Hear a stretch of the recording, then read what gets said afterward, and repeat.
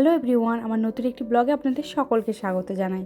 আজ ছিল সরস্বতী পুজো, আর সেই ব্লগটা আপনাদের সাথে দুদিন পর শেয়ার করছি। তো প্রথমত সরস্বতী পুজো মানে শাড়ি চুজ করা। আমি একটা হলুদ কালারের শাড়ি পরেছিলাম, সঙ্গে এই চোকার নেকলেসটা, আমার কাছে পরে থাকা 6 মাস ধরে এই লেন্সটা, দুটো হ্যান্ডমেড চুড়ি, আর সঙ্গে হালকা মেকআপ। ব্যাস, গুড টু গো।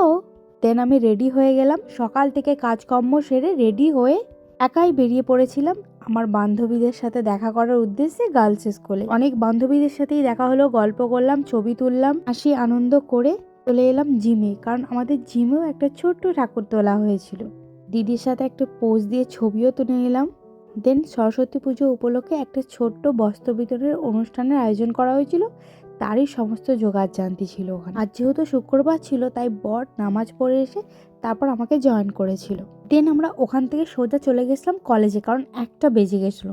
এই দেখুন, কলেজে ঢোকার মুখে এত ভিড়, প্রতি বছরই এই ভিড় ঠেলে ঢুকতে হয়। বছর আবার কলেজের পেছনের গেটটাও বন্ধ ছিল। 40 মিনিট প্রায় জ্যামে দাঁড়িয়ে তারপর ফাইনালি এন্টার করলাম কলেজে ঢুকতেই মনটা ভীষণ ভালো হয়ে গেল, বেশ ভালো লাগছিল।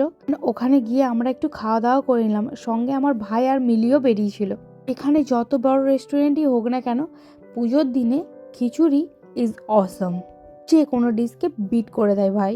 কলেজের মেনুতে ছিল খিচুড়ি, বাঁধাকপির তরকারি, বেগুনি, চাটনি, পাঁপড় আর রসগোল্লা। সব কটা ভিডিও আমার করা হয়নি, কারণ প্রচণ্ড খিদে পেয়েছিল।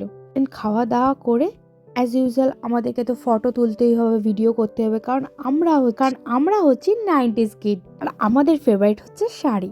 জানেন তো, আমাদের জীবনের ট্রান্সফরমেশনটা আজকে আপনাদের সাথে শেয়ার করি। তুমি সরস্বতী পুজোতে ছিল মায়েদের শাড়ি, তারপর হলো ভাবিদের শাড়ি, এখন শাশুড়ি মায়ের শাড়ি। হ্যাঁ, আমার এই শাড়িটা ছিল শাশুড়ি মায়ের শাড়ি। শুনলেন তো একটা মেয়ের জীবনের ট্রান্সফরমেশনের ঘটনা। তো এটাই ছিল আমার 2026-এর সরস্বতী পুজো ব্লগ। তো বাই, দেখাবে পরের ব্লগ।